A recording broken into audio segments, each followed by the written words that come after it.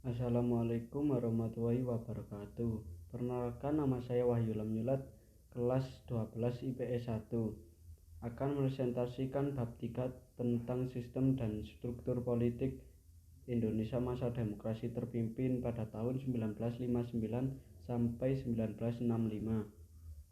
A. Dinamika politik masa demokrasi terpimpin. 1. Menuju demokrasi terpimpin.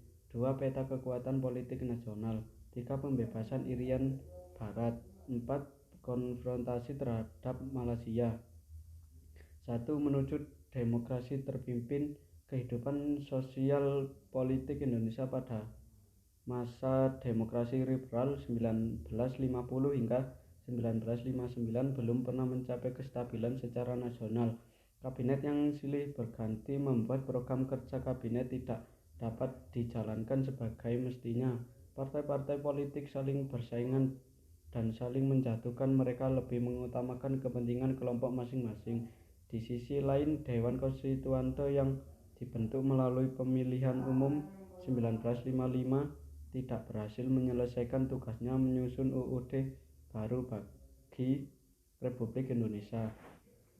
Presiden Soekarno memerlukan waktu beberapa hari untuk mengambil langkah yang menentukan masa depan bangsa Indonesia dan menyelesaikan permasalahan yang ada.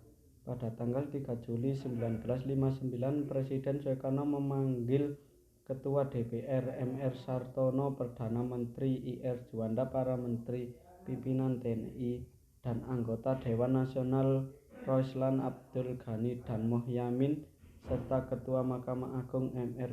Wirjono Poedjodikoro untuk mendiskusikan langkah yang harus diambil. Setelah melalui serangkaian pembicaraan yang panjang, mereka bersepakat mengambil keputusan untuk memperlakukan kembali UUD 1945. Pertemuan tersebut juga menyepakati untuk mengambil langkah untuk melakukannya melalui dekret presiden. Pada hari Minggu 5 Juli 1959 pukul 17.00 dalam satu upacara resmi yang berlangsung selama 15 menit di Istana Merdeka, Presiden Soekarno mengumumkan dekret yang memuat 3 hal pokok, yaitu 1. Menetapkan pembubaran konstituante. 2. Menetapkan UUD 1945 berlaku bagi segenap bangsa Indonesia dan seluruh tumpah darah Indonesia, berhitung mulai tanggal penetapan dekret, dan tidak berlakunya lagi UUD sementara UUDS. 3. Pembentukan MPRS yang terdiri atas anggota DPR ditambah dengan utusan-utusan dan golongan, serta pembentukan Dewan Pertimbangan Agung sementara DPAS. 2. Peta kekuatan politik nasional. Antara tahun 1960 sampai 1965, kekuatan politik pada waktu itu terpusat di tangan Presiden Soekarno. Presiden Soekarno memegang seluruh kekuasaan negara dengan TNI, AD, dan PKI di sampingnya. TNI yang sejak Kabinet Juanda diberlakukan SOB, kemudian pemberontakan PRRI dan Pemesta pada tahun 1958 mulai memainkan peranan penting dalam bidang politik.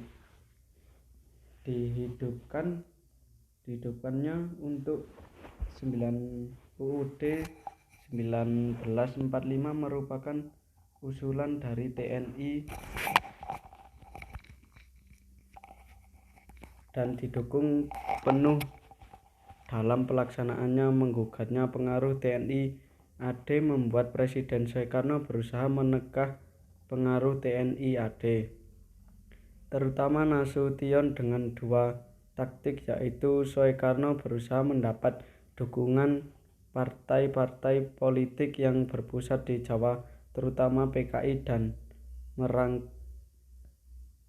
merangkul angkatan-angkatan bersenjata lainnya, terutama Angkatan Udara. Pada akhir tahun 1964, PKI disudutkan dengan berita ditemukannya dokumen rahasia milik PKI tentang resume program kegiatan PKI dewasa ini.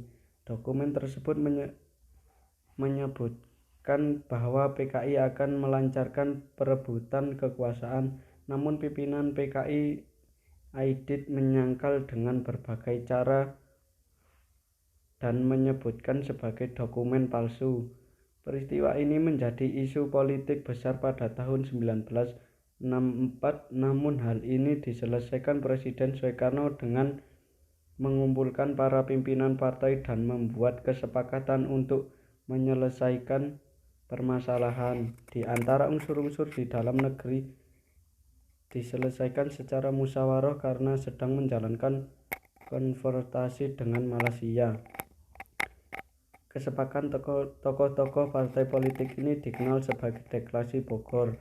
Namun PKI melakukan tindakan sebaliknya dengan melakukan sikap ofensif dengan melakukan serangan politik terhadap Partai Murba dengan tuduhan telah memecahkan belah Persatuan Nasakom dan akan mengadakan kudeta serta akan membunuh ajaran dan pribadi Presiden Soekarno. Upaya PKI ini membawa hasil dengan ditangkap tokoh-tokohnya Murba, di antaranya Soekarno, dan Partai Murba dibekukan oleh Presiden Soekarno. Merasa kedudukannya yang semakin kuat, PKI berusaha untuk memperoleh kedudukan dalam kabinet. Berbagai upaya dilakukan PKI mulai dari aksi coret-coret, pidato-pidato, dan petisi-petisi yang menyuruhkan pembentukan kabinet Nasakom. Mereka juga menuntut penggantian pembantu-pembantu presidennya. Tidak mampu merealisasikan program pemerintah serta mendesak supaya segera dibentuk kabinet gotong royong yang memboroskan Nasakom. 3. Pembebasan Irian Barat. Salah satu isu politik luar negeri yang terus menjadi pekerjaan rumah kabinet RI adalah masalah Irian Barat. Wilayah Indonesia telah menjadi bagian RI yang diproklamasikan sejak 17 Agustus 1945. Akan tetapi dalam perundingan KMB tahun 1950, masalah menyerahkan Irian Barat ditangguhkan 1 tahun dan berhasil dicapai dalam satu kompromi pasal di Piagam Penyerahan Kedaulatan yang berbunyi, mengingat kedaulatan hati pihak-pihak yang bersangkutan hendak mempertahankan asas supaya semua perselisihan yang mungkin ternyata kelak atau timbul diselesaikan dengan jalan patut dan hukum.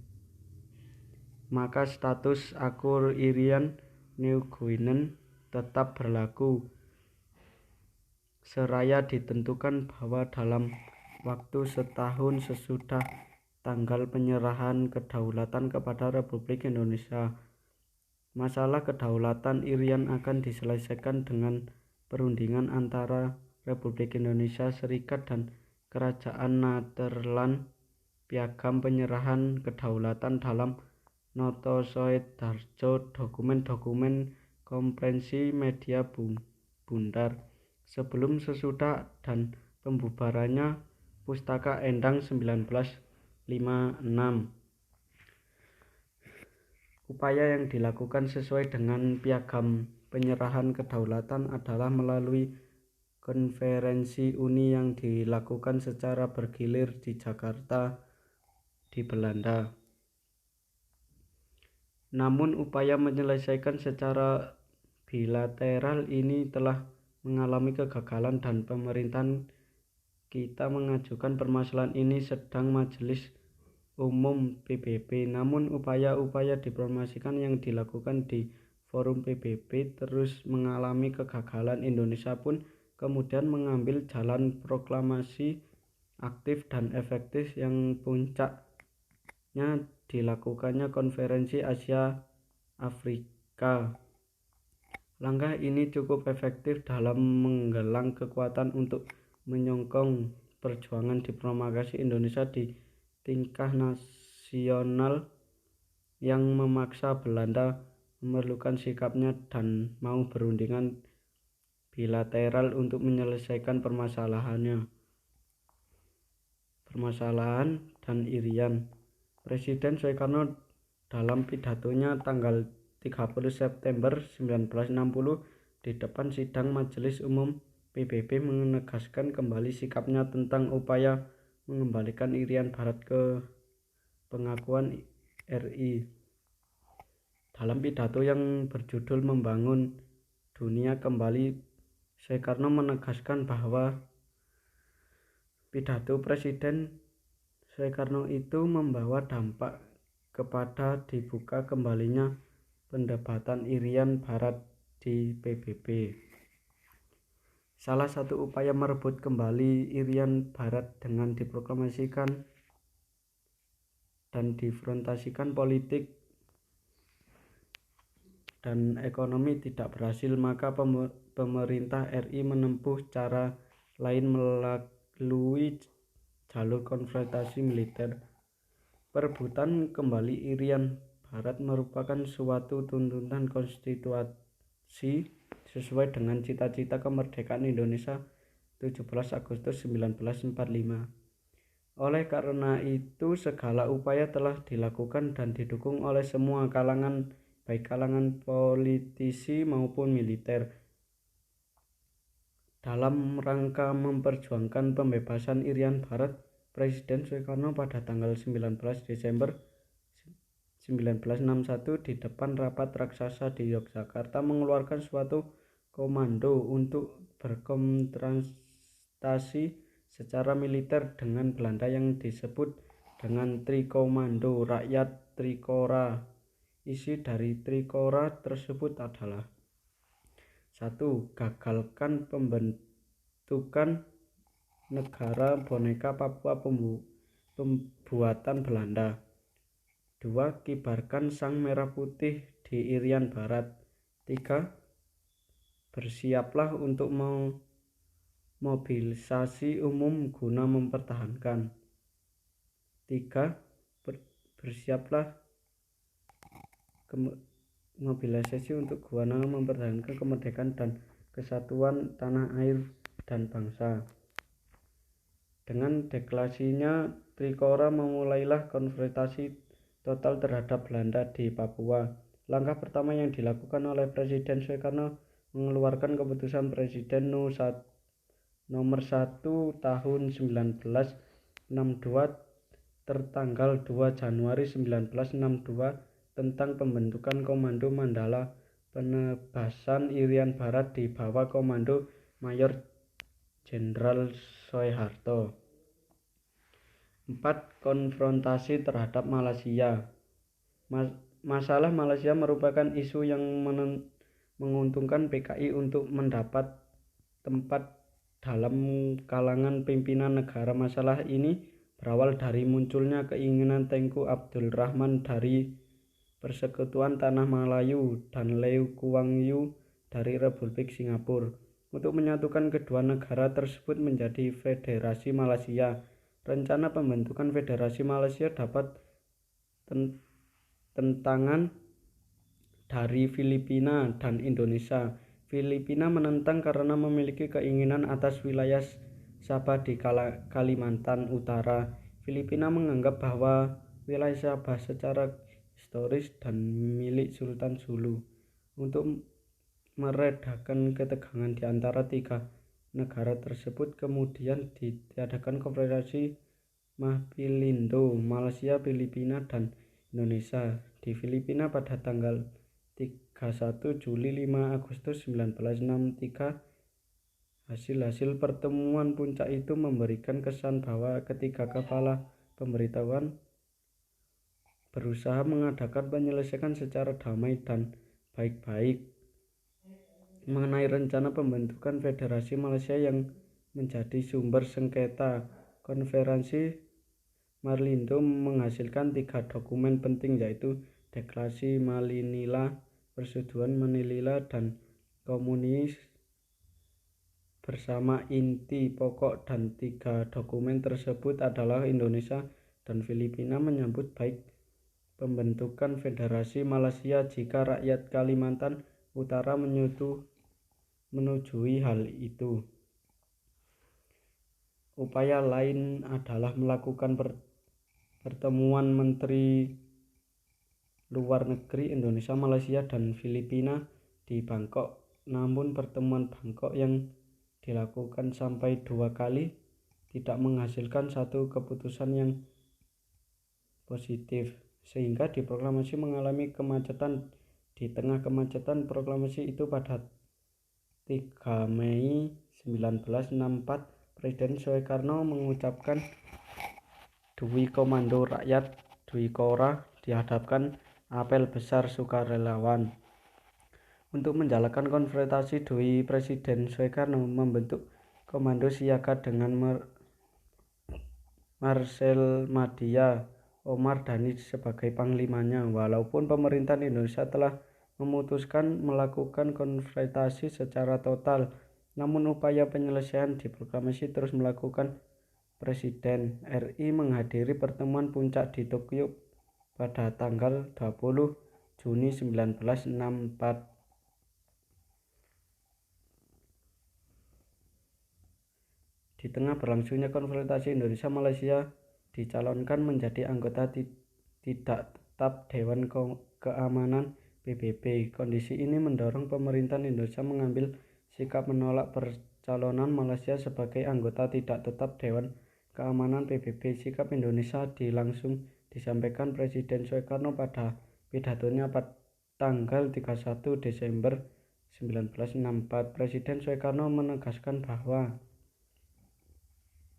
daripada pidato tersebut terlihat bahwa keluarnya Indonesia dari PBB adalah karena masyarakat Malaysia menjadi anggota tidak tetap Dewan Keamanan PBB. Ketika tanggal 7 Januari 1965 Malaysia dinyatakan diterima sebagai anggota tidak tetap Dewan Keamanan PBB, dengan spontan Presiden Soekarno menyatakan Indonesia keluar dari PBB. Walaupun Indonesia sudah keluar dari PBB, sasaran yang ingin dicapai oleh pemerintah Indonesia terkait sengketa Indonesia Malaysia dan pemberontakan PBB dan tidak tetap tercapai karena dengan keluarnya Indonesia dari PBB, Indonesia kehilangan satu forum yang dapat digunakan untuk mencapai penyelesaian bersengketa dengan Malaysia secara damai. Sekian, terima kasih. Wassalamualaikum warahmatullahi wabarakatuh.